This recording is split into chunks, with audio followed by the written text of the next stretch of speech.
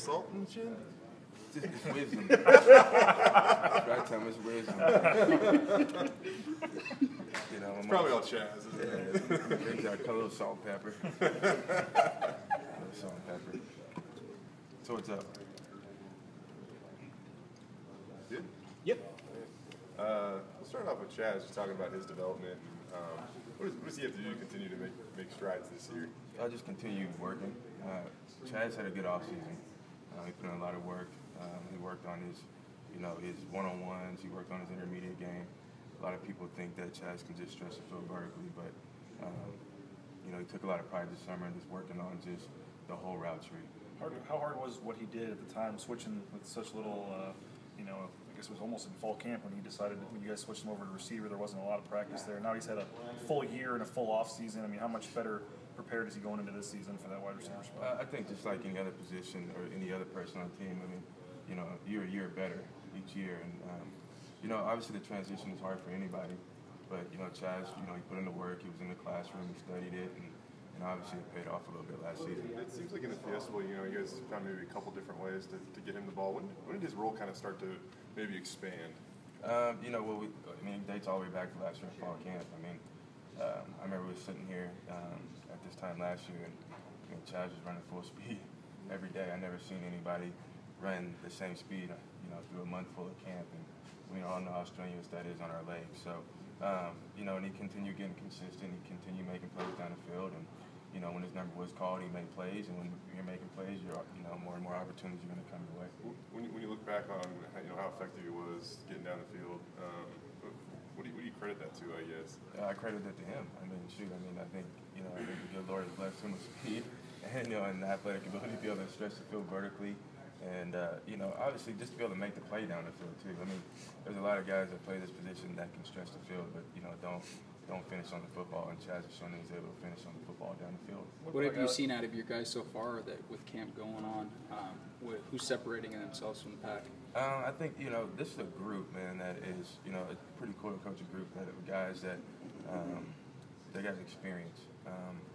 These guys understand what they need to get better at. They understand they have a plan each day on what they want to go out there and work on, and they're all improving. We got some depth at this position. It's pretty fun to be able to work with all of them. You have depth, but not a lot of those guys have the stats, at least, or don't have the playing time, or fans maybe don't know. But obviously we've heard a lot about them. How confident are you in the guys below the top three that are going to be asked to step up this year, that they can come in and contribute? Maybe they haven't in the past. I'm pretty confident. With Richard Smith, Austin Cottrell. Those two, I think, in the last 3 days have played some pretty good football for us. With Thomas, he was a guy that didn't even have a catch in the first couple games. Matt Miller goes down, all of a sudden he just takes off. How do you look at what he did last year and how he can build on that moving forward? Thomas, just like Chaz, he prepared for the moment.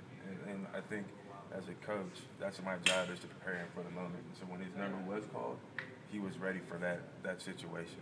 And have you seen him maybe going into this fall camp, whether it be leadership or confidence, have you seen him kind of use what he was able to build on last year kind of moving forward? I think, it started in the offseason. When you have success, which, they were able to have last season, they were able to build on it. They were chomping at the bit to get back to football, right after the Fiesta Bowl, and that same mentality and that same attitude that's carried on in the spring. We always have a plan. We always meet. We always talk about certain they're always in there in my office asking me certain questions, how to win this route, how to win certain routes. And they're starting to really study the game and understanding, their strengths and their weaknesses.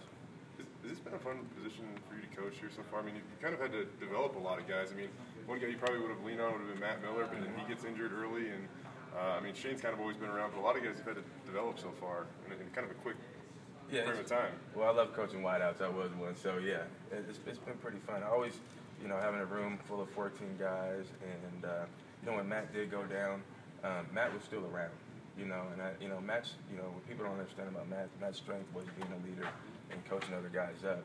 And some of that was infectious on the group, and it rubbed off on the Chaz Anderson, the Shanes, and the Thomas Spurback. What did he kind of bring? He brought a lot of size to that position, and kind of look around. I don't know if you really have anybody right now over 200 pounds, but is that a missing element at all, or did he bring something unique in that regard? Yeah, I think Matt brought size, but I think most importantly he brought smarts. He had a high football IQ, and Matt was really tough mentally.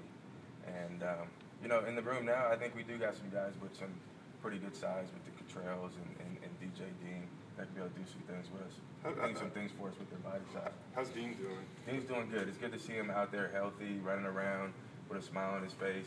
One thing about DJ, man, DJ does everything 100 miles per hour. He does it full speed.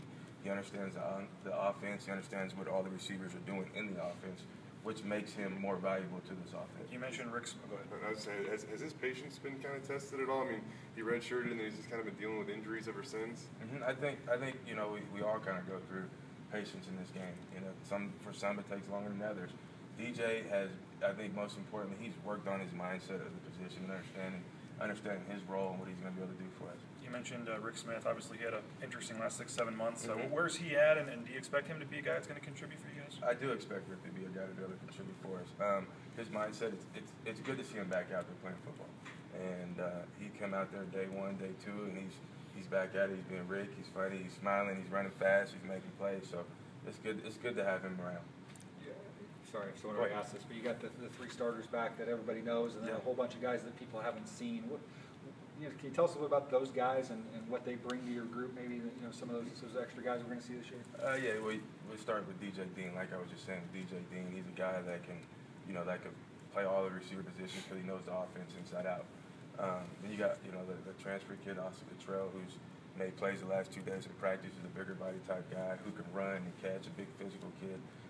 Then you got Rick Smith, who's kind of a jack of all trades. He can stretch the field vertically, and he can run routes intermittently.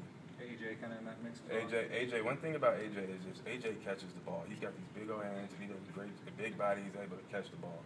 He does a real good job of that. With Cottrell, you went down there, right, to watch one of his spring? Yeah, I went down there. I mean, now that you've had him a couple of days, is what you saw down there, I guess, been cemented? I mean, he's a guy with his size and stuff you expect to contribute to? Yeah, I think he's going to have an opportunity to be able to contribute. It's what I saw him in practice do is when we went and recruited him is what I seen him doing here. And he's got a bright upside. Is there an opportunity for a true freshman at this position this year with the inexperience you guys have? We're going to play the best guys. So, there's an opportunity for all of them to be able to play. How do you think this year might be different for guys like Thomas and Chaz, just because obviously there's reports on these guys now, and when they go into these games where people know more about them. They're not a secret, and that's what makes this game fun. That's the challenges we face each day in practice. We're not a secret to our defense, so it should be nothing new to these guys. How have those 2 guys gotten better since last season? Like I was saying with Chaz earlier, Chaz has been able to. He worked on his intermediate game. He worked on still developing as a receiver because again he's still only a year removed from playing DB.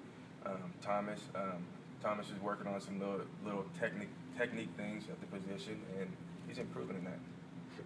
Shane's got 170 career catches. We haven't really talked about him yet. What does he bring to that table? I mean, he plays as a true freshman. He's got so much experience. Yeah, Shane has grown into playing the position of wideout, and I remember we used to talk about that last year. One of the things we set for Shane goal-wise and him in the spring was expand your catch radius and play the position. And Shane, being a smaller stature guy, is starting to play bigger than his stature right now. How's the quarterback battle kind of had an effect on the receiving group? I mean, does it matter at all? Is it easier if there's already one guy set, or how does it? It hasn't affected the receiver group. I mean, these guys have been working with these quarterbacks for a year now, right? And they had a good offseason with them. It's a good, interesting battle. It's fun. It's good to see. I mean, that's what this game's about. It's good to see the competition. I mean, and there's competition in our room. It's a good thing. That's what we breed here. All right, guys. Good. All right. Appreciate it.